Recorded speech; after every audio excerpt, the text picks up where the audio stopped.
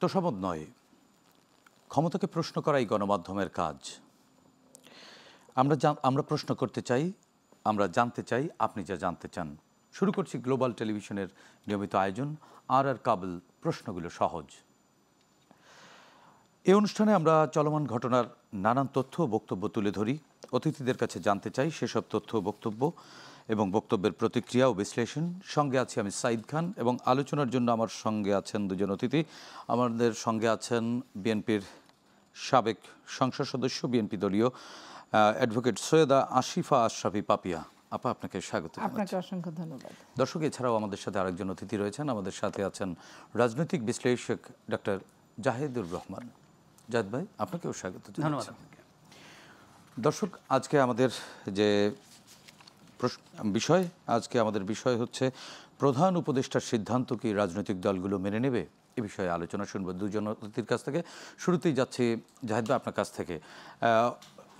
গণভোট জাতীয় নির্বাচনের আগে কি পরে, এ নিয়ে গত কয়েকদিন ধরে রাজনৈতিক দলগুলোর মধ্যে বেশ টানপেরন চলছে এবং জাতীয় ঐক্যমত্য কমিশন যখন ঐক্যে পৌঁছাতে পারলেন না, ঠিক তখন রাজনৈতিক দলের উপরে দায়িত্ব ছেড়ে দিলেন এবং রাজনৈতিক দলগুলোকে 7 দিনের একটি আলটিমেটাম দিয়ে দেওয়া হলো যে 7 দিনের মধ্যে যদি তারা সিদ্ধান্তে আসতে না পারেন, সরকার তাদের মতো করে একটি সিদ্ধান্ত নিয়ে নেবে।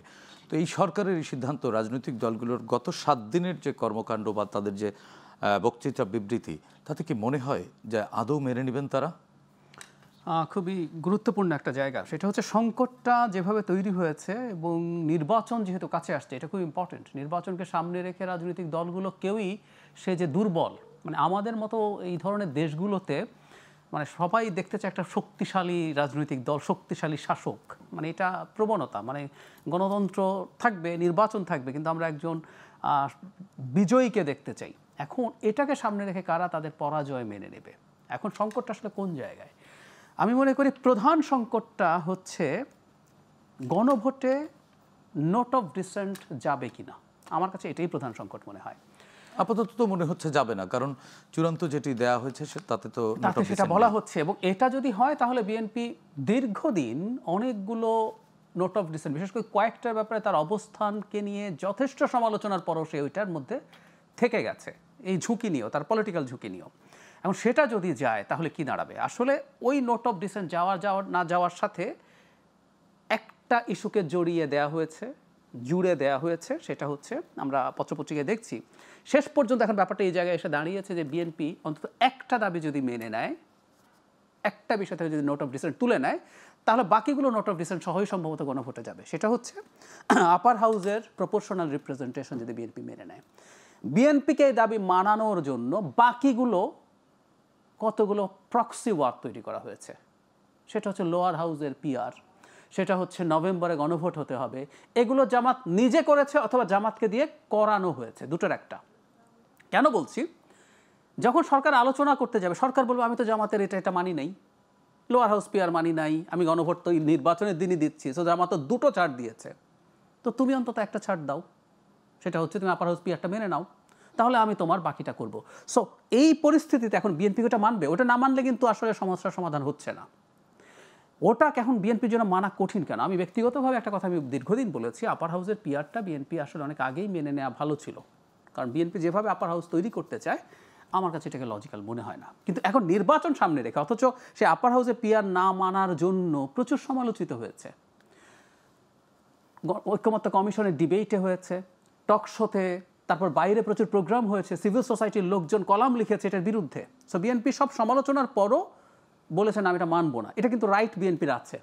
যে কোনো রাজনৈতিক দল তার রাজনৈতিক ঝুঁকি নিয়ে এই সিদ্ধান্ত তার নেওয়ার সক্ষমতা আছে, তার অধিকার আছে। সো এত বদনামের ভাগিদার হয়ে সে এটা করলো, এখন নির্বাচন সামনে রেখে সেটা মেনে নিতে পারবে? আমার কাছে মনে হয় না। সেই কারণে আমার ধারণা সরকার যে সিদ্ধান্তটা দিয়ে দিতে যাচ্ছে তার মধ্যে সম্ভবত আমি পোট্রে করে এরকম গণভোট নির্বাচনের সাথে হবে, ওই যে আপার হাউসের পিআর হবে, এই ধরনের একটা সমাধান সরকার করতে যাচ্ছে। কিন্তু আবারও বলছি, নির্বাচন সামনে রেখে এখন বিএনপি তার জায়গা থেকে পরাজিত হয়েছে এ ধরনের একটা বোধ নিয়ে সম্ভবত নির্বাচনে যেতে চাইবে না। সো সমস্যার সমাধান আমি সহজে দেখছি না। তাহলে কোন জায়গায় গিয়ে ঠেকবে? আসলে বিএনপি রাজনৈতিকভাবে তো এক ধরনের কি বলা যায়, এক ধরনের অপবাদ নিয়েই তার আগামী জাতীয় নির্বাচনে ভোটের মাঠে লড়তে হবে। আমি সেটাই সমস্যা দেখি না। যেমন ধরুন কি হওয়া উচিত ছিল, নোট অফ ডিসেন্ট সব থাকবে, বিএনপির বিরুদ্ধে যারা আছে তারা বিএনপির বিরুদ্ধে ক্যাম্পেইন করুক। রাজনীতি কি ব্যাপারটা আসলে? আপনার তো আমার সব কথা মানতে হবে না।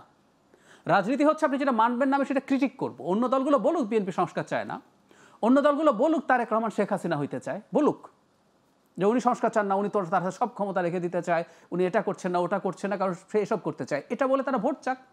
তারা যদি ভোট পায় তারা তাদের মতো করে যে সংস্কার আছে, তাদের যেগুলোতে নোট অফ ডিসেন্ট নাই, তারা সেগুলো করে ফেলবে। মানে ধরে নিলাম জাহিদ ভাই, একই দিনে জাতীয় নির্বাচন এবং এই যে গণভোট দুটি হলো, এখানে তো হা না ভোটের একটি ব্যাপার আছে। ধরেন না ভোট যদি জিতে যায়, না ভোট জিতে গেলে খুব স্বাভাবিক। আপনি যখন জনগণের কাছে যাচ্ছেন আপনি আসলে, কারণ বিএনপি তো নিশ্চয়ই তার নোট অফ ডিসেন্ট ছাড়া যে ভোটটি হবে সেটি তার না ভোটের পক্ষেই ক্যাম্পেইন করবে। আমি জানি না, ইনফ্যাক্ট এটা একটা নতুন ঝুঁকি, মানে সাধারণ মানুষ তো বুঝবে না। এই যে না ভোটের জন্য যখন ক্যাম্পেইন করতে যাবে, বিএনপি নোট অফ ডিসেন্ট যেগুলো আছে এর বাইরে তো 84টার মধ্যে মেজরিটি সে মানছে, সংবিধান সংশোধনের অনেকগুলোই মানছে। মূল যে বেসিক স্ট্রাকচারের 9টা জায়গায় তার নোট অফ ডিসেন্ট আছে সংবিধানের, বাকি সবগুলোতে তো তার কোনো সমস্যা নাই। এখন সে না ভোট মানে হচ্ছে সে পুরোটাকেই নাকচ, কারণ এখানে 84টি প্রস্তাবে তো আলাদা আলাদা ভোট দেওয়ার সুযোগ নাই। আমি সেটাই বলছি, তাকে হ্যাঁ বা না একদিকে যেতে হবে। আমি এইটাই বিএনপির জন্য একটা ট্রিকি জায়গা, এবং বিএনপি এখানে ফেলে দেওয়ার চেষ্টা হচ্ছে। আমার মনে হয় বিএনপি যদি নোট অফ ডিসেন্ট ছাড়া ভোট যায়, গণভোট, আমি ধারণা করি বিএনপি তার ক্যাম্পেইনটা করবে সম্ভবত ভোটদানে বিরত থাকা, যে তার সমর্থকরা যেন গণভোটটা না দেয়। কারণ প্রত্যেককে তো দুটো ব্যালট দেওয়া হবে। গণভোট না দিলেও তাহলে তো যে ভোটগুলো পড়বে সেটা হা পড়বে না। বিএনপি এই পুরো সংস্কার থেকে যদি নিজেকে প্রত্যাহার করে নেয় এবং ঘোষণা করে দেয়, যেহেতু একটা কথা মনে রাখবেন ভাইয়া, সেটা হলো একটা খেলা যখন শুরু হয় rules of the game set করা থাকে এবং ওই রুলস অনুযায়ী খেলা হওয়া উচিত। ধরুন আপনি কি শুরুতে বলেছিলেন যে আমি নোট অফ ডিসেন্ট ছাড়া গণভোট দেবো? আপনি যদি শুরুতে বলতেন, হতে পারতো বিএনপি বলবো যে আমি ঐক্যমত্য কমিশনের আলোচনায় যাব না, অথবা সই করবো না, আমি যাবোই না আলোচনায়। আচ্ছা। এটা নিয়ে বিএনপির সমালোচনা কেউ করলে করুক। সো আপনি বারবার রুলস অফ দ্য গেম যখন পাল্টাচ্ছেন, বিএনপি কিন্তু এই অধিকার তৈরি হচ্ছে বলার যে তোমরা গণভোট করতে পারো, কিন্তু আমি আসলে এগুলোর কোনো দায় আর নিচ্ছি না, কারণ তুমি আমার সাথে বিট্রে করেছো।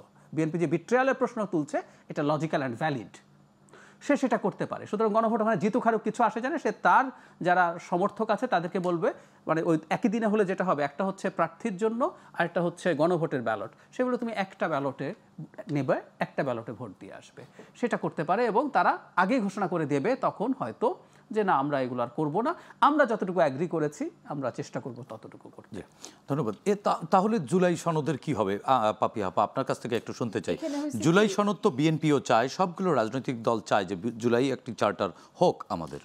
জুলাই সনদ যে বিএনপি চায় সে নিয়ে তো দেশবাসীরও কোনো সন্দেহের অবকাশ নাই। এখানে জুলাই সনদের স্বাক্ষরও বিএনপি করছে, কিন্তু বিএনপির যিনি ওই প্রোগ্রামে যান, ওই মিটিংয়ে যান, ঐক্যমত কমিশনের আমন্ত্রণে যে মিটিংয়ে যান, সেখানে উনি স্পষ্ট করে বলেছে যে কিছু জিনিস সংযোজন করা হয়েছে যেটা ছিল না, আর যেটা ছিল কিছু জিনিস বিয়োজন করা হয়েছে, এবং এইটা একটা চিটিং করা হয়েছে। এবং বিএনপিকে আলোচনায় ডেকে কিছু জিনিস থাকা অবস্থায় কেটেছে আর কিছু জিনিস না থাকা অবস্থায় সংযুক্ত করেছে। তাহলে এটা একটা প্রতারণা করেছে। বিএনপির বক্তব্য এখানে স্পষ্ট। বিএনপি কোন কোন বিষয়ে ঐক্যমত পোষণ করেছে এবং কোন কোন বিষয়ে দ্বিমত পোষণ করেছে সেটাও কিন্তু স্পষ্ট। এটা দেশবাসীও জানে। প্রতিনিয়ত এটা মিটিং থেকে বের হয়ে এসে সাংবাদিকদের প্রশ্নের জবাবে ঐক্যমত কমিশনও ঠিক যে সংখ্যাটা বলেছে, বিষয় যেটা বলেছে, বিএনপিও যেটা বলে গেছে, সেটার সাথে কোনো পার্থক্য এবং কোনো কিন্তু দোদুল্যমানতা কিংবা দুই রকম কথা কিন্তু আসেনি। তাহলে এই যে প্রতারণা করলো, দেখেন আমি প্রথম থেকে একটা কথা বলছিলাম, আমরা তো আসলে ঘা খাওয়া গরু, মানে আমরা বুদ্ধি হওয়ার পর থেকে রাজনৈতিক সচেতন মানুষ এবং 13-14 বছর বয়স থেকে রাজনৈতিক চেতনা অন্তরের ভিতরে উজ্জীবিত, যার কারণে বয়সের চেয়ে অভিজ্ঞতাটা কম না। এখানে আমি প্রথমে প্রত্যেকটা টকশোয় বলেছি যে এরা একটা এজেন্ডা বাস্তবায়ন করতে আসছে। মানে জাহিদ ভাইয়ের বক্তব্যের মধ্য থেকে জাহিদ ভাই কিন্তু একটি আশঙ্কা করছেন যে নতুন ধরনের একটি সংকট তৈরি হবে। এই যে এজেন্ডা যখন বাস্তবায়ন কেমন করতে সংকট আসছে, হতে পারে? এইটা এজেন্ডা ওনারা বাস্তবায়ন করতে আসছে এবং তাদের এজেন্ডার দুইটা একবারে সহমত তাদের সাথে পোষণ করবে দুটো সংগঠন, একটা এনসিপি এবং জামাত ইসলাম। কোথাও কোথাও আবার এদেরকে বাহ্যিকভাবে দ্বিমত পোষণ করাবে, করে সরকারের উপর চাপ প্রয়োগ করাবে, করায় আবার সরকার তখন সেটাতে সরকার একমত পোষণ করবে। এইটা ওদের একটা পাতানো খেলা আমার কাছে মনে হয়। এবং 8টি দল, আমার ব্যক্তিগত 5টি দল 8 দফা দাবিতে বেশ বড় একটি শোডাউন করবার জন্য কিন্তু বেশ কয়েকবার আপনি একটা জিনিস দেখেন, পিআর নিয়ে আলোচনা টেবিলে হচ্ছে জামাত ইসলাম অলরেডি পিআর ছাড়া নির্বাচন করব না বলে কর্মসূচি 20 দিন আগে তারা 1 মাস আগে পালন করে ফেলেছে। তারা আলোচনার টেবিলে যেটা একবারে অমীমাংসিত হয় নাই সেটা নিয়ে কর্মসূচি দিয়ে নির্বাচন করব না বলে যে তারা করলো, এইটাই তো মানুষের মনে কেন, আমার নিজের মনে কিন্তু সন্দেহ যে আলোচনার টেবিলে সমাধান যদি না হতো তাহলে তুমি কর্মসূচি দেবে, তুমি আলোচনার টেবিল ত্যাগই করলা না, আলোচনার টেবিল বর্জনই করলা না, কি আর যাবো না বলে মাঠে আন্দোলন, সেটা একরকম হয়। কিন্তু আলোচনার টেবিলেও আছে, মাঠে তারা কর্মসূচি দিয়ে জনগণকে নতুন ধরনের একটি ক্রাইসিস হতে পারে, ক্রাইসিসে বাংলাদেশ বা রাজনীতি পড়তে পারে জাহিদ ভাই যেটি অনুমান করছেন বা সন্দেহ করছেন। আপনার কাছে কি মনে হয় আসলেই কোনো ক্রাইসিস তৈরি হবে? যদি তৈরি হয় সেটা কোন ধরনের ক্রাইসিস হতে পারে? বাংলাদেশে আমরা সংকটের ভিতরেই আছি। জুলাই আগস্টের অভ্যুত্থান হয়েছে, একটা স্বৈর শাসকের পতন হয়েছে, এইটুকুই। স্বৈর শাসনের কোনো দোসরের, স্বৈর শাসনের সাথে যারা জড়িত তারা সব স্মুথলি একবারে নির্দ্বিধায় বাংলাদেশ থেকে স্মুথলি তারা অন্য জায়গায় অন্য দেশে চলে গেছে। এখানে কিচ্ছু আমরা করতে পারিনি। আইন শৃঙ্খলা পরিস্থিতি বলেন, বাহিনী বলেন, দুদকই বলেন, 11 সময় যেভাবে করছিল, এই 15 বছরের দুঃশাসনকে কোনোভাবেই এই সরকারের কিছু কিছু ব্যক্তি টকশো বক্তব্য বিবৃতিতে 15 বছর যে বক্তব্য বিবৃতি অভিপ্রায় প্রকাশ করছে তার বিন্দুমাত্র তারা কোথাও কোনো পর্যায়ে বাস্তবায়নই করতে পারেনি। অতএব এদের একটা দুরভিসন্ধি অবশ্যই আছে। এরা মুখে মুখে যত ইলেকশন বলুক, এরা এমন একটা পরিস্থিতির উদ্ভব করবে, একটা বাঁকা পথে যাবে যে কিছু তাদের সমর্থন পাবে আর কিছু তাদের সমর্থন দেবে না।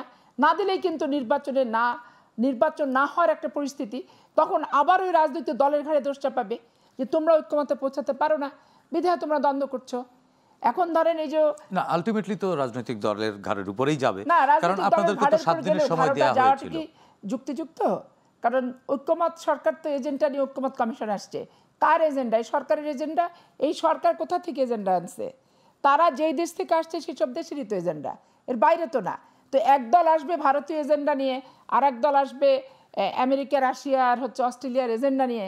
তো দেশের মানুষ শুধু এজেন্ডা বাস্তবায়ন এই হ্যানা করাই কি মানুষের দায়িত্ব? তো দেশের এজেন্ডাটা কবে থাকবে? জনগণের এজেন্ডা কবে বাস্তবায়ন হবে? জনগণের প্রত্যাশা পূরণে এই সরকার কি তারা ভূমিকা রাখলো, কি কার্যকর ভূমিকা রেখেছে?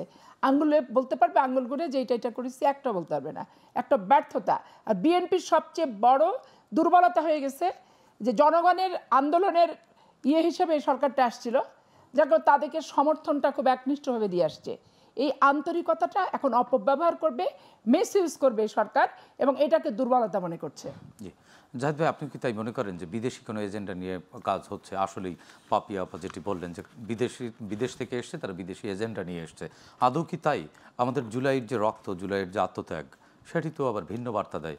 আমাদের এখানকার স্বার্থই তো প্রাধান্য পাওয়ার কথা ছিল, এবং জুলাই সনদ তো পাপিয়া আপাও খুবই চাচ্ছেন, তার দল চাচ্ছেন, আপনি ব্যক্তি ডাক্তার জাহিদুর রহমান আপনিও তো চাচ্ছেন।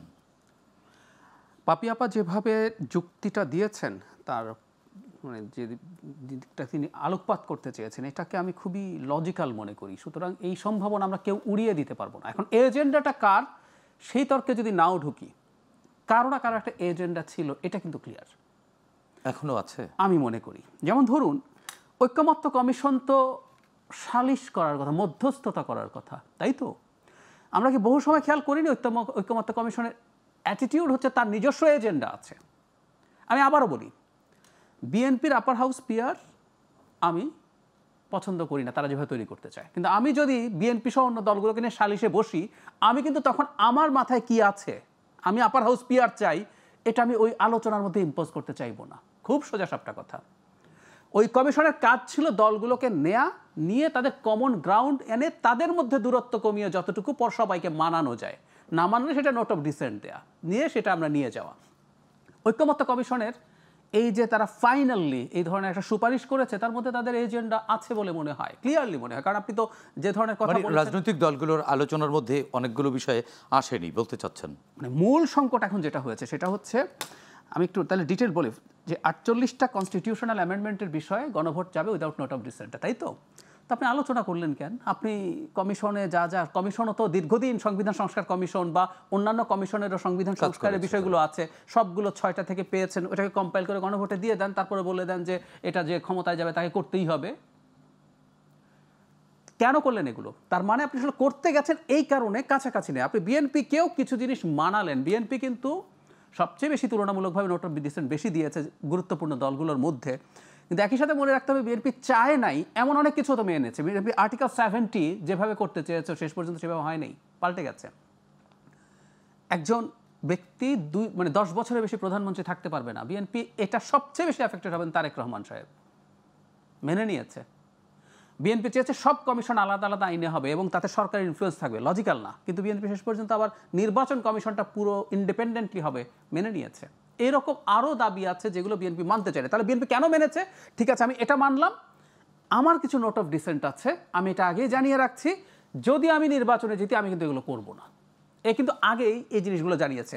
আবারও বলছি, বিএনপির নোট অফ ডিসেন্ট অনেকগুলো ইললজিক্যাল, কিন্তু সে তার পলিটিক্যাল ঝুঁকি নিয়েও সে এটা জানিয়েছে, কিন্তু প্রতারণা করে নাই। বিএনপি বলতে পারতো যে আমি সব মেনে নিলাম, বাংলাদেশের চর্চা আছে, যাওয়ার পর সব ভুলে টুলে যাচ্ছে ইত্যাদি ইত্যাদি, সে সেটা করে নাই। কিন্তু সো বিএনপির সততার জায়গাটা দেখতে হবে।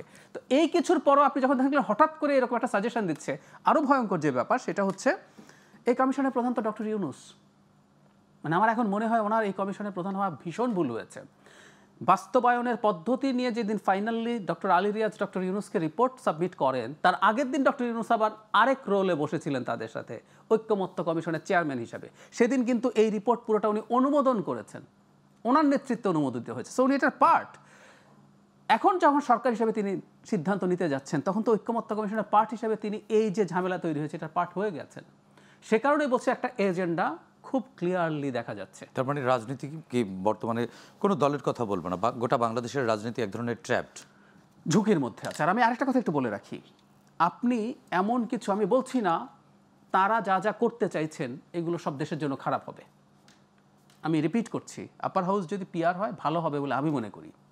কিন্তু আপনি তারপরও কোনো দলের সাথে প্রতারণা করে, বিশেষ করে বিএনপির মতো দল, যে দলটা খুবই পপুলার পারসেপশন আছে নির্বাচন হলে বিরাট সিটের সংখ্যায় সে ক্ষমতায় আসবে, তার সাথে আপনি ট্রিকগুলো করতে পারেন না। তো একটা গণতন্ত্র মানে হচ্ছে সংখ্যাগরিষ্ঠের মতামত।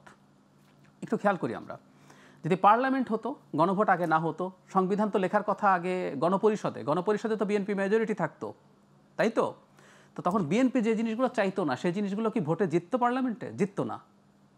সো কনস্টিটিউশন যদি আমরা আগে পার্লামেন্টে লিখতাম, মানে গণপরিষদে লিখতাম, সেখানে বিএনপির নোট অফ ডিসেন্টের একটা জিনিসও তো থাকতো না। জি জাহিদ ভাই, আমরা আবারও শুনবো, আমরা যাচ্ছি আর কাবেল প্রশ্নগুলো সহজ ছোট্ট একটি বিরতিতে। দর্শক আমাদের সঙ্গেই থাকুন।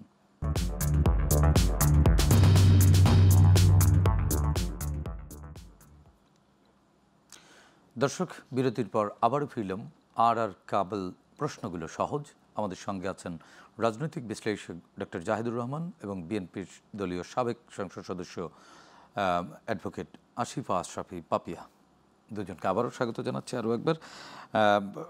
জাহিদ ভাই, আপনার সঙ্গে আলোচনায় ছিলাম যে আসলে একটা বাঁকা পথ তৈরি হচ্ছে, বাঁকা পথটা কি? নিশ্চয়ই তাই, আমরা দেখছি। মানে আমরা কিছুদিন আগে জামায়াতের নায়েবে আমিরের একটা বক্তব্য দেখেছি, সেটা হচ্ছে উনি হাঙ্কি পাঙ্কি বলেছিলেন যে হাঙ্কি পাঙ্কি করা যাবে না, চলবে না, এবং উনি আঙ্গুল বাঁকা করবেন। তো কিভাবে আঙ্গুল বাঁকা করবেন? আমি আবার অন্য একটা কথা বলছিলাম, জামাত আসলে এই সরকারের আমলে ওর আঙ্গুল আসলে অলরেডি বাঁকা আছে, ওইটা এখন সোজা করতে পারছে না। মানে সে যেসব দাবি সামনে এনেছে, লোয়ার হাউসের পিআর, নভেম্বরে গণভোট হতে হবে, এইগুলো মানে আঙ্গুল বাঁকা করেই ফেলেছে। এখন আসলে ওরা একটু লজ্জাই পড়েছে, আঙ্গুল কীভাবে সোজা করি, আঙ্গুল আর বাঁকা করার স্কোপ নেই। কিন্তু যেটা করতে যাচ্ছে, তারা আগামীকাল একটা ঢাকায় মহাসমাবেশ টাইপের কিছু করবে, 8 দল মিলে, চলো চলো ঢাকা চলো। মানে কার বিরুদ্ধে চাপ আমি আসলে জানি না। এখন খেয়াল করি আমরা, সরকারকে ওনারা মনে করছেন ওনারা চাপ দেবেন যে সরকার তুমি নভেম্বরে গণভোট দাও, লোয়ার হাউসে পিআর দাও। আচ্ছা, এই জায়গায় জামাত যা করছে, যদি বিএনপি এবার মাঠে নামে, যে আমি যা যা চাই সেটা করতে হবে। সম্ভবত জামাত আসলে এটা চাইছে, ওরা একটা সংঘাত উস্কে দিতে চাইছে। মানে কি পায় পার? হ্যাঁ, আমি মনে করছি, আমি আশা করি বিএনপি ম্যাচুরিটির প্রমাণ দেবে যে তারা এটা করবে না, কিন্তু ওরা চাইছে এটা হোক। কিন্তু এর মধ্যে আবার আওয়ামী লীগও কিন্তু মাঠে একদম তাই। এই যে আওয়ামী লীগ 13 তারিখকে সামনে রেখে আজও ঢাকায় আজকে ভোরে দুটো, তারপরে সন্ধ্যায় বাসে আগুন হয়েছে, ককটেল ফাটানো হচ্ছে বিভিন্ন জায়গায়, বেশ কয়েক জায়গায় মিছিল হয়েছে এবং একজনকে প্রকাশ্যে গুলি করে এটা একটু ডিফারেন্ট আইন শৃঙ্খলা। কিন্তু আমরা এটাকে যদি এইগুলোকে যদি একত্র করি, আওয়ামী লীগ যখন 13 তারিখ তাদের কর্মসূচি দিচ্ছে, জামাতের তো 11 তারিখ কর্মসূচিটি করা উচিত হয় নাই। কারণ এই কর্মসূচিকে কেন্দ্র করে, এইগুলোকে ভিত্তি করে অস্থিতিশীলতা তৈরি হতে পারে। আপনি কেন কর্মসূচি দিচ্ছেন? আপনি তো সরকারের সাথে বসতে পারছেন। এমন কি হয় যে সরকার বসছে না? বরং সরকারের সাথে জামাতের আলোচনা খাতির অনেক বেশি বলে পারসেপশন আছে। এটা সত্য মিথ্যা পরের আলোচনা। প্রচুর উপদেষ্টা, বেশ কয়েকজন উপদেষ্টার সাথে তাদের খুবই খাতির আছে। প্রধান উপদেষ্টা চাইলে তারা কথা বলতে পারেন, দেখা করতে পারেন, সবই হচ্ছে, আলোচনা হচ্ছে। এবং আমরা নিউজ দেখেছি যে ইনফর্মালি সব দলের সাথে সরকার আলোচনা করছে। তো তাহলে আপনি এগুলো কেন করছেন? তার মানে হচ্ছে জামাতের পক্ষ থেকেও তো আজকে বলা হয়েছে যে তারাও বিএনপির সাথে, বিএনপি চাইলেই তারা বসতে রাজি আছে। না, ঠিক আছে, বিএনপি নাহলে বসবে না, আমি সরিয়ে রাখলাম। বিএনপি বসবে না, তাহলে বিএনপির এই রিজিটনেস কেন? আর জামাতের তো আন্তরিকতা আমরা প্রথম কিন্তু মানে জামাতে ইসলামী প্রথম এই আলোচনার পথটা নষ্ট করেছে, সে কল করেছে। এগুলো কিন্তু মানতে হবে। আমরা বাংলাদেশের রাজনীতিটা এভাবে বুঝতে হবে যে জামাত কল করার মাধ্যমে যে আমি অভিভাবক, আমি কল করেছি, আসো আমরা আলোচনা করি। জামাত অবশ্য পরে বলেছে বিএনপি ডাকলেও আমরা যাব, কিন্তু আসলে এই পরিস্থিতিটা আর বিএনপির হাতে আছে বলে আমার মনে হয় না। সরকারের কাছে যাওয়া দরকার এবং সরকারকে এটা সলভ করা দরকার। কারণ একটা কথা তো খুব ইম্পর্টেন্ট, আপনি ঐক্যমত্য কমিশনের মধ্যস্থতায় মাসের পর মাস আলোচনা করলেন, হয়নি, আর আপনি এখন মনে করছেন জামাতকে ডেকে বিএনপি বসলেই হয়ে যাবে। ধরলাম বিএনপি ডাকুক, হবে? No way. ইনফ্যাক্ট তার মানে কি, সরকার যদি বলে ঐক্যমত্য কমিশনের সাথে 7 মাসে হয় না, এখানে 7 দিনে হবে, তার মানে কি ঐক্যমত্য কমিশন ইচ্ছা করে অনৈক্য তৈরি করেছিল? সরকারের ভাষ্য তো তাই। জি, আমরা একটু এই বিষয়ে পাপি আপার বক্তব্য শুনতে চাই। আপা, ইচ্ছা করেই কি তাহলে অনৈক্য তৈরি করে রেখেছিল? এবং জামাতের বসবার জন্য আহ্বান আছে বিএনপির কাছে, এবং বিএনপি চাইলে জামাত বসবার জন্য। দেখেন, সরকার এবং ঐক্যমত্য কমিশনের যে এজেন্ডা আছে, এই ভাব বুঝতে পেরে ডক্টর স্বাধীন মালিক কিন্তু এখান থেকে সরে গেছে। কারণ উনি আইনের মানুষ, সংবিধান সম্মত কথা এবং ভবিষ্যতের একটা টেকসই সাংবিধান এবং আইন দুটোর মধ্যে রেখে উনি আলোচনা করবেন। উনি এজেন্ডা বাস্তবায়ন যেহেতু করা তার পক্ষে সম্ভব না, যখন এখান থেকে উনি কিন্তু চলে গেছে এবং ঢুকাতে আর পারেনি ওনাকে এখানে। আর রাজনৈতিক দলগুলোর মধ্যে সংস্কারের নাম করে সংঘাত ঢুকায় দেওয়া এবং একটা বিশৃঙ্খল করা সরকারের একটা সুপরিকল্পিত উদ্দেশ্য। মানে 11 তারিখ এবং 13 তারিখের যে সুপরিকল্পিত কর্মসূচি আছে, সুপরিকল্পিত উদ্দেশ্য এই সরকার মুখে মুখে নির্বাচন দিয়ে দেবো, সবাই প্রস্তুতি নেন সে নেন, বহুত কিছু করছে, কিন্তু মনের কথাটা হচ্ছে সংঘাতটাকে আমন্ত্রণ জানানো এবং সংঘাতটা ঢুকায় দেওয়া। রাজনৈতিক দলের ভিতরে যদি নিষ্পত্তি না হয়, তাহলে সরকার সেটা কি নিষ্পত্তি করবে? কার পক্ষে যাবে, কার বিপক্ষে যাবে? এইটা জনগণের পক্ষে যাবে। জনগণ কি চাইছে এখানে? জনগণের কে প্রতিনিধিত্ব করছে? আপনারা সবগুলো রাজনৈতিক দল তো জনগণের প্রতিনিধিত্ব আমরা জনগণের প্রতিনিধিত্ব করছি, আমরা দাবি করি, কিন্তু বেসিক্যালি আমরা কি বর্তমানে জনগণের নির্বাচিত প্রতিনিধি? বাংলাদেশে কি 15 বছর ভোট হয়েছে? এই সরকারগুলো কি জনগণের দ্বারা নির্বাচিত প্রতিনিধি? আওয়ামী লীগকে আমরা হটাইছি। এই ক্ষেত্রে জনগণ আমরা সবাই ঐক্যমত। এই ঐক্যমত হিসেবে সরকার ঐক্যমতের সরকার হিসেবে রাষ্ট্রের কল্যাণে, জনগণের কল্যাণে যে কাজগুলোতে করবে, সেটা সাংবিধানিকভাবে রাষ্ট্রীয় ক্ষমতায় যেমন বিএনপি থেকেছে, বিরোধী দলেও বিএনপি থেকেছে। 2 অভিজ্ঞতা সম্পন্ন একটি সংগঠন, সেটা হচ্ছে বিএনপি। এটা কি জামাত কখনো বিরোধী দল কিংবা ক্ষমতাসীন দলে কি থেকেছে? এনসিপির জন্ম কয়দিন আগে হয়েছে? তাহলে আজকে বিএনপিকে একবারে মানে জুতো মেরে গরুদানের মতো বাধ্য করবে এই সরকার, এবং জামাতকে এই যে লেলায় রাখছে। এনসিপির ছেলেরা যে সমস্ত বড় বড় বক্তৃতা রেখে একটা রাজনৈতিক মাঠ এবং ভোটকে অনিশ্চয়তার দিকে ঠেলে দিচ্ছে, নির্বাচনকে, এইগুলি কি আপনি মনে করেন এজেন্ডা না? এজেন্ডার মাফিক চলছে না? এজেন্ডা মাফিক চলছে। জামাতের বডি ল্যাঙ্গুয়েজ আপনি এই বাংলাদেশে কখনো দেখেছেন? ওই 71 মুক্তিযুদ্ধের সময় তাদের স্বাধীনতা বিরোধী যে ভূমিকাটা ছিল, তখন এইরকমভাবে ধৃষ্টতা দেখায় বাড়িতে বাড়িতে যে মুক্তিযোদ্ধাদেরকে তালিকা করে ধরাই দিছে পাকিস্তানিদের হাতে। আর বর্তমানে তাদের বডি ল্যাঙ্গুয়েজ দেখেন, সোজা আঙ্গুলে ঘি তুলবো না, আঙ্গুল ব্যাকা করবো। আরে তেলের মতো তো ঘি হচ্ছে লিকুইড না, সোজা আঙ্গুলেও ঘি যা উঠবে, ব্যাকা আঙ্গুলে একই পরিমাণ ঘি কিন্তু উঠবে, গায়ে যেটুক লেগে থাকবে। তো ওই সালাউদ্দিন সাহেব তো যথার্থ বলছে যে ওই ব্যাকা আঙ্গুল সোজা আঙ্গুলের পরিমাণের পার্থক্য নাই, আপনি চামচ দিয়ে তোলেন তাহলে কম বেশি পরিমাণ হবে। এখন জামাত তো সারা জীবনই বেকা, জামাত ৭১-এ বেকা, জনগণ যা করছে তার বিপক্ষে গেছে ভূমিকা। জামাত ৮৬-তে বেকা, তখনও আন্দোলন ছিল, সেখানে পার্লামেন্টে আওয়ামী লীগের সাথে গেছে। ভাব বুঝে ৮৮-তে বেগম খালেদা যখন আপসীর নেত্রীর ক্ষেত্রে ভূষিত হলো, আবার ভাব বুঝে এসে আন্দোলন নামে রাস্তায় হনুমানের দাঁত খিচুনির মতো হাসিনার পাশে দাঁড়িয়েছে। আবার দেখেন ৯১ সালে আমরা ক্ষমতা যখন গেলাম, তারা 2টা মহিলা এমপি দিল। তারা কি বলে যে আমরা নাকি ওই 2টা মহিলা এমপি ছাড়া, সমর্থন ছাড়া আমরা ক্ষমতায় নাকি যেতে পারতাম না, ক্ষমতায় যেতে পারতাম না, সমর্থন দেওয়ার তোমার দরকার কি, তুমি এত লোভী কেন, শুধু এর কোথায় ক্রাইসিস ওর কোথায় ক্রাইসিস, নিজের সুযোগ সন্ধানী হয়ে যাও কেন, পরিস্থিতি যা হতো তাই হতো সাংবিধানিকভাবে, সমস্যার তো কিছু ছিল না। আবার ৯৪ সালে দেখেন ব্যাকা করে কি করলো, এই মুহূর্তে দরকার তত্ত্বাবধায়ক সরকার, এটা নাকি গোলাম আজমের এজেন্ডা, সব কিছু ওদের গোলাম আজমের এজেন্ডা। হ্যাঁ, তারপরে কি করলো দেখেন, তারা আওয়ামী লীগের সাথে বাড়ি ঘর সব পুরালো, আমাদের আগুন দিল, সন্ত্রাস করলো, একবারে যেখানে আওয়ামী লীগ নেই সেখানে জামাত একচিটিয়া হবে করছে, বিশেষ করে চাঁপাইনবাবগঞ্জ জেলায় জামাত একচিটিয়া হয়ে করছে। তারপরে দেখেন ৯৬ কি হলো, আবার সুরসুর করে পানি অমক টমক করে বিএনপির পাশে এসে দাঁড়িয়ে গেল। দাঁড়িয়ে আবার কি হলো, ২০০১-এ যখন আমরা আসলাম তখন তারা আবার মন্ত্রিত্ব নিল, আবার দেখেন বেকা আঙ্গুল আবার দেখালো। আবার ২০০৮-এ ১-১ আসলো, আবার বেকা হয়ে আমাদের সমালোচনা শুরু করলো, ওনারা সৎ আমরা দুর্নীতিবাজ, ইয়ানতের নাম করে চান্দা করো, চান্দা নাও সারা পৃথিবীর মানুষের কাছ থেকে, এটা হচ্ছে রিক্সাওয়ালার কাছ থেকে ছাড় দেয় না ওরা, 10 টাকা ইয়ানতের পাশে বাধ্যতামূলক জান্নাত দেওয়ার নাম করে, এটা চাঁদাবাজি না, এটা বেহেস্তের নামে হচ্ছে টাকা আদায়, এটা চাঁদাবাজি না। আর পার্টির প্রোগ্রাম করতে গেলে কোনো ব্যবসায়ী, কোনো অর্থবিত্তওয়ালা মানুষকে যদি বলা হয় যে ভাই আমার এই প্রোগ্রামটাতে আপনি একটু ফান্ড করেন, তাহলে আমারটা হয়ে গেল চাঁদাবাজি, একেবারে পেপার পত্রিকার শিরোনাম হয়ে গেল চাঁদাবাজি। আজকে জামাত তো নতুন চাঁদাবাজ না, ওরা জন্মলগ্ন থেকে মানুষের কাছে চাঁদাবাজি করে ইয়ানতের নাম দিয়ে। আপনাদের যে এই অনৈক্য বা এই যে বিভেদ, এখন এই অনৈক্যগুলো সরকার তো উস্কে দিচ্ছে, এই সুযোগে কিন্তু দেখেন 13 তারিখে কিন্তু আওয়ামী লীগ সেই পথ এবং সেই পথেই হচ্ছে সরকার হাঁটছে। আওয়ামী লীগ কিন্তু 13 তারিখে একটু নানানভাবে একটি কর্মসূচি তারা ঘোষণা করেছে। আপনাদের এই অনৈক্যের সুযোগে শেখ হাসিনা বা আওয়ামী লীগ তো আবার অনেক বেশি প্রাসঙ্গিক হয়ে আসছে না?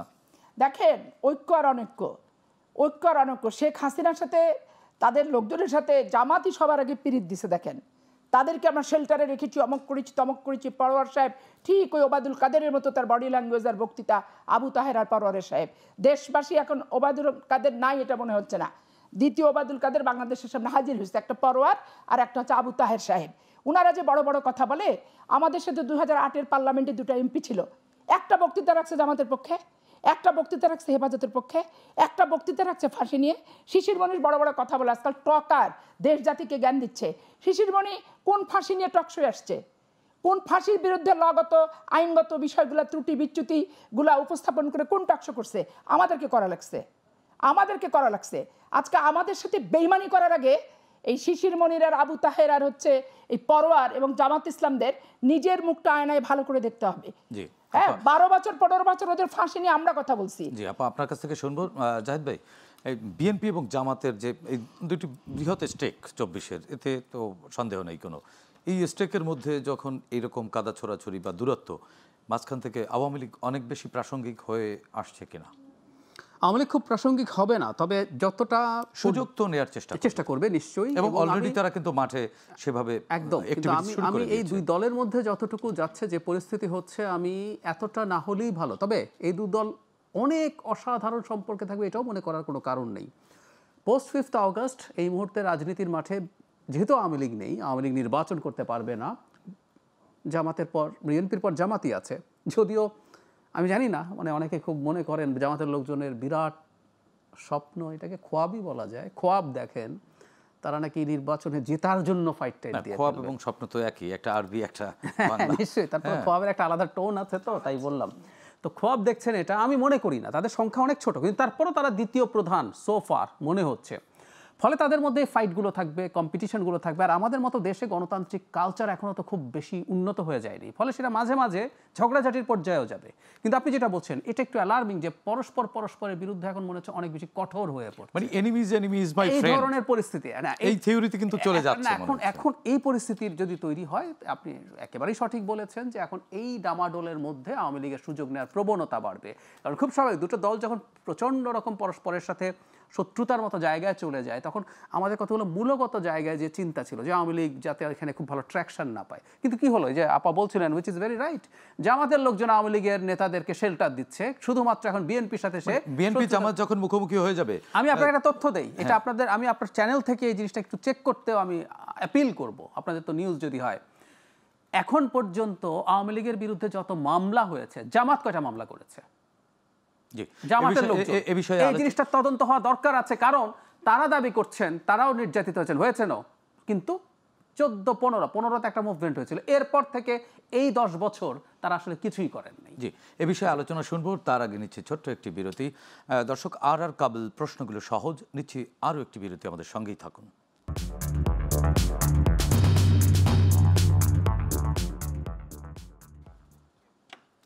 দর্শক, বিরতির পর আবারও ফিরলাম আর কাবুল প্রশ্নগুলো সহজ, যাচ্ছে আলোচনায়। জাহিদ ভাই, যে আলোচনায় ছিলাম বিরতির আগে, আমরা ছিলাম যে বিএনপির টুডে অর টুমরো এক ধরনের, এতে তারপর তাদের পারস্পরিক যে সংকটের জায়গাটার কথা বলছি, মানে এটা থাকবে, এটা পরস্পরের সাথে প্রতিদ্বন্দ্বিতা করবে, সমালোচনা করবে। খেয়াল করবেন খুব দ্রুতই 5 আগস্টের পর জামাতের আমির বিএনপি কোথায় কোথায় কি কি অনিয়ম দুর্নীতির সাথে জড়াচ্ছে সেগুলো নিয়ে কথা বলেছে। বিএনপি 71কে সামনে এনেছে, খুব স্বাভাবিক। বিএনপির যিনি প্রতিষ্ঠাতা তিনি, জামায়াত ইসলামের আমির তো বলেছেন আওয়ামী লীগকে আমরা ক্ষমা করে দিয়েছি, সেটি বলেছেন। ঠিক একই সাথে বিএনপি তো আনবেই, তো রাজনীতিতে পরস্পরের যে দুর্বলতা আছে সেগুলোকে সামনে আনবে, সেগুলোর মাধ্যমে। ঠিক এই সময় দেখেন আপনি 13 তারিখে আওয়ামী লীগের এই প্রোগ্রামটি নিয়ে আপনি কিন্তু এক ধরনের ভয়ের আমি খুব ভয় পাই না, কিন্তু আমি ওই যে কথাটা বললাম, আপনি সুযোগ দেবেন কেন? যখন আপনার আলোচনার স্কোপ আছে, আলোচনা হচ্ছে, এমনকি অভিযোগ আছে যে এই সরকার জামাতকে ডাকছে না, আলোচনায় ডাকছে, অনেক বেশি গুরুত্ব দিয়ে ডাকছে, কথাবার্তা হচ্ছে, সবকিছু চলছে, ইনফর্মালি সরকার কথা বলছে। এখন আপনি এই কর্মসূচিগুলো, সকল কর্মসূচিগুলো দেওয়ার মাধ্যমে আসলে অস্থিতিশীলতা তৈরির চেষ্টা করছেন। একটা পপুলার পারসেপশন এরকম আছে, ইতিহাসে প্রথমবারের মতো তো জামাত এত বেশি ক্ষমতা পেয়েছে। 2001-06 40-50 জন মন্ত্রীর মধ্যে 2 জন জামাতের মন্ত্রী ছিল, পার্সেন্টেজ কত? আর এখন আমরা ধরে নিলাম এই সরকারের উপরে 3টা দলের বেশ প্রভাব আছে, বিএনপির আছে, জামাতের আছে, এনসিপির আছে। কেউ কেউ বলে জামাতের প্রভাব সর্বোচ্চ। যদি সমানও হয়, জামাত কিন্তু 1/3 সরকারের উপরে বিভিন্ন পদে বিভিন্ন জায়গায় তার নিয়ন্ত্রণ আছে। তো নির্বাচন যত পেছানো যেতে পারে, তার এই ক্ষমতায় থাকার আনন্দ সে তত উপভোগ করতে পারবে, এটা তার একটা টু সাম এক্সটেন্ট। জামাত কি তাহলে অনধিকার চর্চা করছে? জামাত তো অনধিকার চর্চা করেনি, তারা তো স্টেক এই অভ্যুত্থানের। না, অভ্যুত্থান যখন শেষ হয়ে গেল, আচ্ছা স্টেকের কথা যদি বলেন, একটা দীর্ঘ আলোচনা আছে, আমি অত আলোচনা করব না, ছোট্ট দুটো কথা বলি। 14 সালের পর থেকে জামাত আর কোথাও ছিল না। শেখ হাসিনাকে ক্রমাগত চ্যালেঞ্জ করে গেছে, এবং শেখ হাসিনাকে চ্যালেঞ্জ করতে করতে দুর্বল করে রেখেছে আসলে কে? বিএনপি। আমি প্রায় বলি কম্বোডিয়ার মতো হয়ে যায় না বাংলাদেশ। কম্বোডিয়াতে যেটা হয়েছে, শেখ হাসিনার প্ল্যান সেটা ছিল। ওখানকার প্রাইম মিনিস্টার হুন সেন 26-27 বছর ক্ষমতায় থেকে তার ছেলেকে ক্ষমতায় বসিয়ে এখন শান্তিতে ওখানেই আছেন। শেখ হাসিনাও তাই চেয়েছিলেন, হয় নাই কেন? শেখ হাসিনা কম্বোডিয়া বানাতে পারে নাই কেন? হুন সেন কম্বোডিয়াতে প্রধান যে বিরোধী দলটাকে ভেঙে দিতে পেরেছিল। বাংলাদেশে বিএনপি 10 বছর ক্রমাগত চ্যালেঞ্জ করে গেছে। স্টেকের আলাপ শুধু জুলাই না, এটা খুব ভুল কথা। একটা দুটো ব্যাপার আছে, আমাদের একটা লম্বা সংগ্রামের ইতিহাস আছে। আমরা 71 সালে একটা মুক্তিযুদ্ধ করেছি, কিন্তু আমাদের লড়াই না 52 থেকে শুরু হয়েছিল। সো এটা লম্বা সংগ্রামের ইতিহাস, আপনি যদি বাদ দেন আপনি ইতিহাস বোধ নাই আসলে। সো বিএনপির স্টেকের সাথে জামাতকে প্যারালাল করার মধ্যে খুব বড় শয়তানি আছে। জুলাইতে অনিবার্যভাবেই জামাতের স্টেক ছিল, বিএনপির জামাতের চেয়ে বেশি স্টেক ছিল আমি মনে করি। কিন্তু এই 10 বছরের লড়াই, একটা ছোট্ট উদাহরণ দিই। 28 অক্টোবর 2023 সাল বিএনপি ঢাকায় আসলো, লক্ষ লক্ষ মানুষ। বিএনপি সেইখানে কি করা উচিত ছিল নিয়ে সমালোচনা আছে, বিএনপি রুখে দাঁড়ানো উচিত ছিল আমরা মনে করি, কিন্তু বিএনপিকে তো গুলি করে নানা রকম অত্যাচার করে সেখানে ছত্রভঙ্গ করা হলো। ওই দিনই কিছুটা দূরত্বে জামাত হাসি মুখে একটা সমাবেশ করে বাড়ি ফিরে গিয়েছিল। সো আপনি বুঝতে পারবেন কার স্টেক কতটুকু আছে। সেই কারণে আমি বলছি দুটো স্টেক একই না। আচ্ছা স্টেক যদি থাকেও জুলাইতে এসে, পরবর্তীতে এখন ফাইট শুরু হবে, এটাই নিয়ম যে আমি ক্ষমতায় যেতে চাই। রাজনৈতিক দলের কাজই ক্ষমতায় যাওয়া, এটা খারাপ ব্যাপার না। এটা মানে এই না যে আমি ক্ষমতায় গিয়ে লুট করব। প্রত্যেক দল তার নিজস্ব চিন্তা আছে, সেটা সে বাস্তবায়ন করতে চায়, সে ক্ষমতায় গিয়ে সেটা করবে। সো ওই ফাইট শুরু হচ্ছে, এই ফাইটের সমস্যা নেই। কিন্তু বারবার যেটা বলছি, কোনো দল যদি মনে করে আমরা নির্বাচনকে পিছিয়ে দিতে চাই, ইনফ্যাক্ট তাদের বক্তব্যে আছে, অবাক হলাম জনাব তাহের বলছেন নভেম্বরে গণভোট হওয়ার যুক্তি দিতে গিয়ে বলছেন যেটা নভেম্বরে হওয়া ভালো, বরং নির্বাচন পিছিয়ে গেলে যাক, সংস্কারটা বেশি জরুরি। আমি আর খুব ইচ্ছা হয় যে ওনাকে যদি সামনে পেতাম, একটু গণতন্ত্র বুঝতে চাইতাম বা বোঝাতাম ওনাকে। আসলে বাংলাদেশে যদি এরকম কন্ডিশন হয় যে সংস্কারের কিছু জন্য গণভোট হবে আর নির্বাচন পিছিয়ে যাবে, এটা একটা অপশন। আর একটা হচ্ছে একটা সংস্কারও হবে না কিন্তু একটা নির্বাচন হবে, কোনটা বেছে নিতে হবে? দুটোর মধ্যে একটা যদি বেছে নিতেই হয়, সেটা হচ্ছে জাতীয় নির্বাচন বেছে নিতে হবে। সো খুবই বেসিক জায়গাতে তাদের, এই জন্য তাদের আলোচনা বা কথার মধ্যে দেখছি কোনো দল যদি এটা চায় যে সে নির্বাচন পিছিয়ে দিতে চায়, তাহলে সাধারণত এই খেলার পার্ট তাকে করাই যাবে না। তার মধ্যে আবার এর মধ্যে কিন্তু তাত্ত্বিক ফরহাদ মাঝার তিনি বলেছেন এই সরকারের কি গণভোট দেওয়ার এখতিয়ার আছে, প্রশ্ন তুলেছেন। খুব ভালোভাবে আছে। কারণ হলো, আমি একটু বলি, গণভোট এই মুহূর্তে সংবিধানে ফেরত এসছে, কিন্তু কতগুলো স্পেসিফিক আর্টিকেলে এখন গণভোট আছে। যে গণভোটটার কথা বলা হচ্ছে এটা সংবিধানে নাই, এটা ভুল না, বিএনপির পক্ষ থেকে বলা হচ্ছে। কিন্তু সংবিধানে নাই করা থাকা জিনিস আমরা করে ফেলতে পারি, আমরা পরবর্তীতে সংবিধানে গিয়ে সেটা র্যাটিফাই করতে পারি। আমাদের 11th অ্যামেন্ডমেন্ট হয়েছে, 5th 7th হয়েছে, ইনফ্যাক্ট আমাদের অনেক কিছু র্যাটিফাই করতে হবে। সংসদ ভেঙে গেলে 3 মাসের মধ্যে নির্বাচন করার কথা আমরা কি করেছি? তো এটাও তো আগামী পার্লামেন্টে সংবিধানের একটা সংশোধনীতে র্যাটিফাই করতে হবে। তো এই সরকারের অধিকার আছে, যেন ফরহাদ মোছার এগুলো জানা আছে আসলে ভালোভাবে।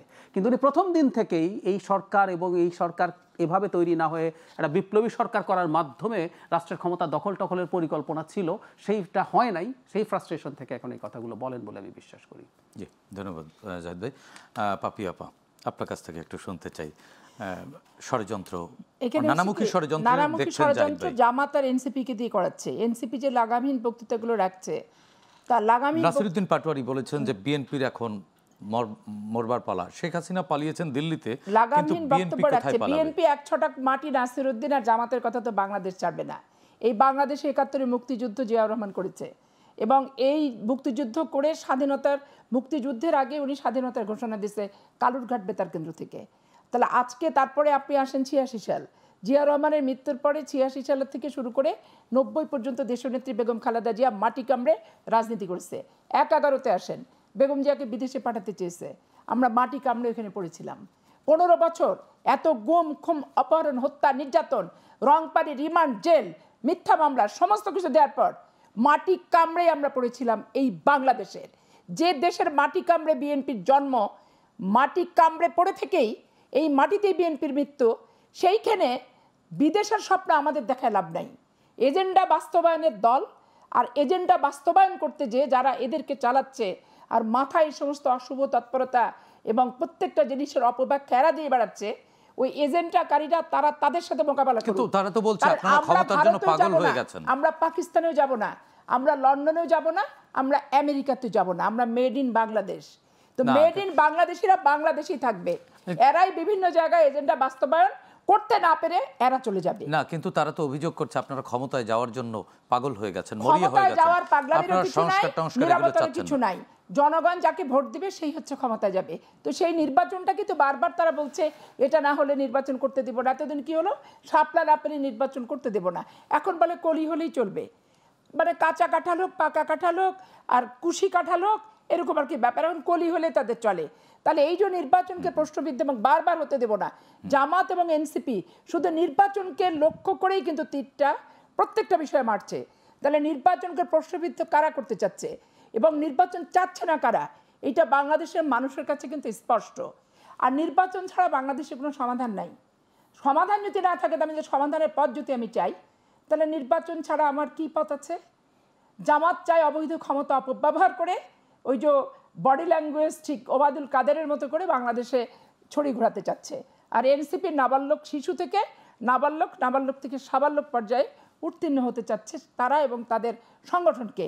এই জন্য বিএনপি সম্পর্কে এই সমস্ত কথাবার্তা তারা বলে।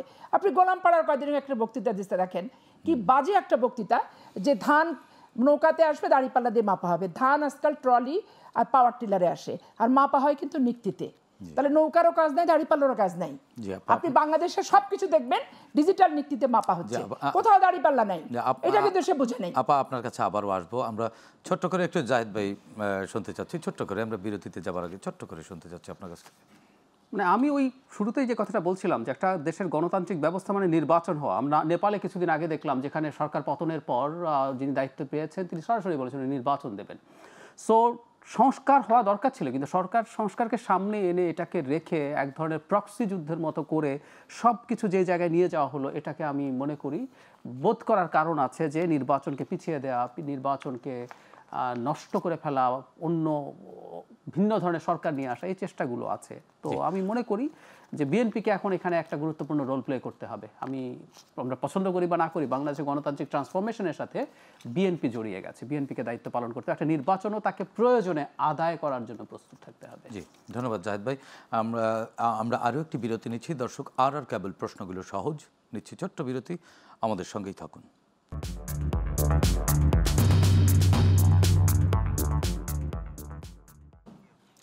দর্শক, বিরতির পর আবারও ফিরছি। আর কাবুল প্রশ্নগুলো সহজ।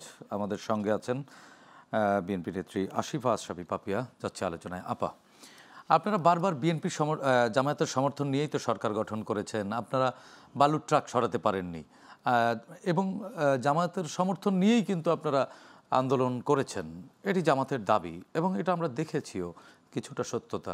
যেমন 14 সালে আন্দোলন, তারা অভিযোগ করছে যে আপনারা যদি 14 আন্দোলনে জামাতের সাথে থাকতেন, 14 সালেই শেখ হাসিনা বিদায় হতো। এখন কেন আপনারা জামাতকে এত দূরে ঠেলে দিচ্ছেন? বা জামাতের সাথে আমাদের নির্বাচনী জোট ছিল, নির্বাচনে কয়েকটা সিটের ঐক্য ছিল, এর বাইরে জামাতের সাথে আমরা কখনো কোনো কিছু যুগপথভাবে একই মঞ্চে খুব কম ওঠা। আচ্ছা, এখন প্রথম প্রশ্নের উত্তর দিই যে জামাতের সমর্থন ছাড়া আমরা 91 সরকার গঠন করতে পারতাম না। জামাত কি 91 সালে আত্মপ্রকাশ করতে পেরেছিল? পার্লামেন্টে কয়টা সিটে? তো সেটা তারাও তাদের জীবনে আর কোনোদিন কোনো মহিলা এমপি হয়েছে? 91 পরে হয় নাই। তো তারা 2টা মহিলা এমপি দিয়ে সমর্থন আওয়ামী লীগকে দিলে কি আওয়ামী লীগ গঠন করতে পারতো? আওয়ামী লীগের চেয়ে বিএনপির চেয়ে আওয়ামী লীগের সিট সংখ্যা কত ছিল এবং জামাতের সিট সংখ্যা কত?